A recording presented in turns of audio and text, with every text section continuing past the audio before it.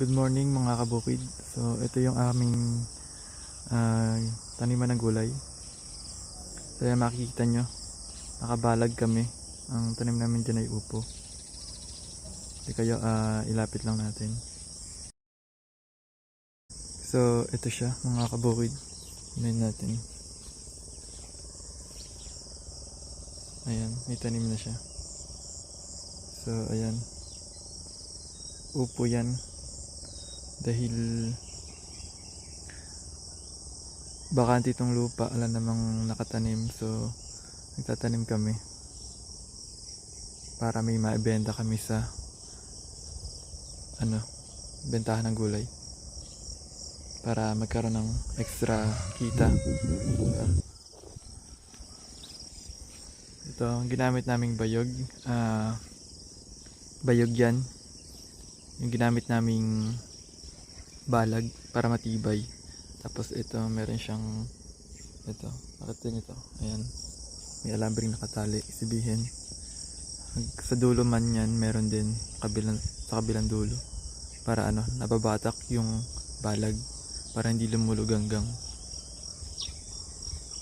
kasi mabigat yung upo, kailangan talaga na tibayan yung balag. Makikita nyo to, ito, ayan, yun nasa taas, 2-ply yan, banana twine, para dyan kakapit yung mga sanga ng upo.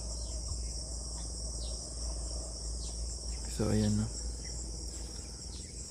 Tips dyan pagkatanim, tatanim nyo, wag nyo siyang kung itatanim nyo man siya ng direct sa lupa, yung buto, lagyan nyo ng gamot para hindi kainin ng langgam. Tapos kung magtatanim kayo, dapat ipunla nyo muna para siguradong tumubo. Yan. Tapos ito letting lang to, ilalagay namin letting para kapitan ng sanga pagka meron ng sanga yung upo. So ayan, tiba yung balag namin. Tagal na to tagal yung balag na to, 3 years na yata, or 2 years lang pala, 2 years. Tapos makita nyo yung bakante na yun, palay itatanim namin dyan. So ganito lang yung buhay namin dito sa probinsya, gulay. Kapag hindi ka nagtanim, wala kang aanihin, wala kang ibenta. So ayan, meron pa dun sa kabila. So yan, ang ganda ng upo natin kasi kakapataba lang namin ito. Papatabaan nyo yan pagka ganyan na yung laki, papatabaan nyo siya. Ang pinapataba namin dito Unique 16 para pampabulas. Ayan, para bumulas yung upo. So ayan, meron mga namatay, huhuli pa namin yung yung mga bakante kasi namatay sila. Dinirect kasi namin sa lupa yung buto.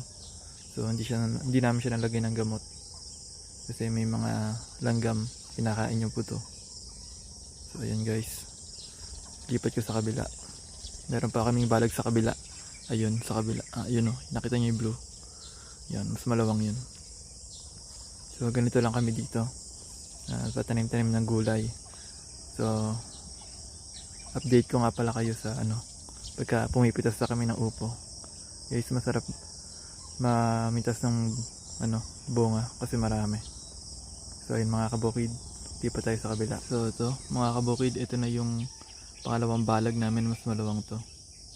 Yan, mas matibay yan. Tibay to. Matibay kasi tibay din ang kabila. So mga bayog yan, yung mga ginawa naming tulos.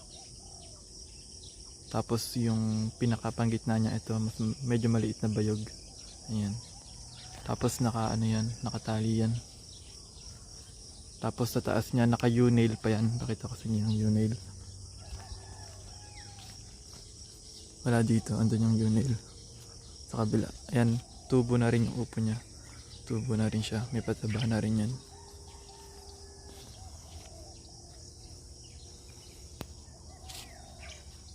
Andun pala sa kabila yung U-nail. Ayan. Pero ayan, nakita nyo naman, tumubo na. So ayan, malapit na lumaki yan.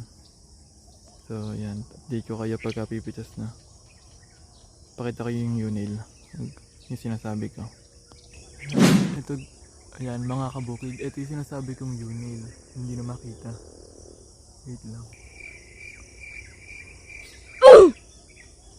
Ayan siya, nakikita nyo ba? Ayan yung U-nail. O, diba?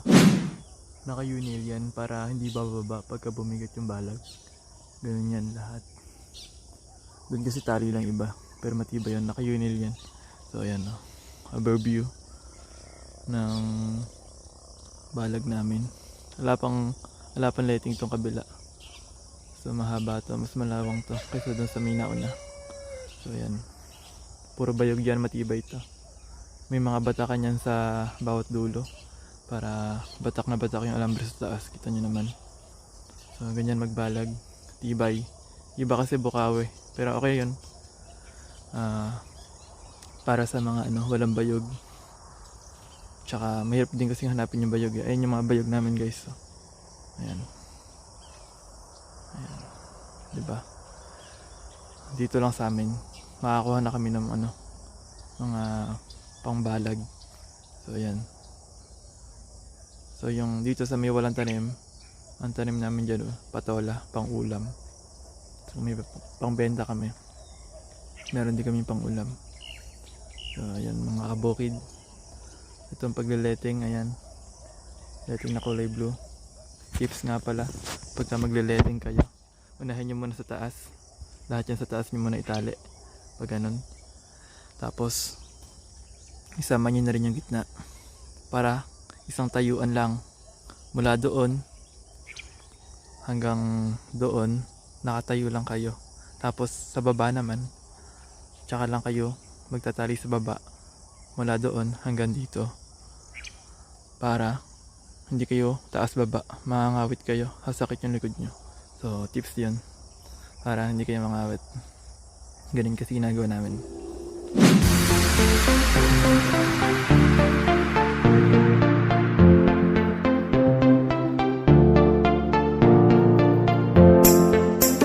So ayun guys, pinakita ko sa inyo yung pagtatali ng letting. Dapat puro sa taas muna para hindi kayo mahirapan taas baba.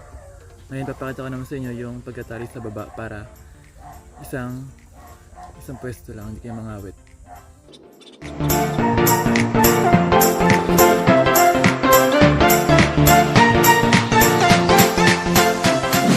Kabukid para pagka itatali nyo itong letting ito, i-ano nyo siya, i-paribon siya para pagka naluma tapos lilinisin yung balag, maginhawang tanggalin.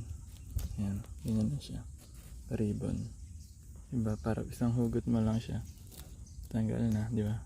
Ganun, para maginhawang tanggalin yung mga tali.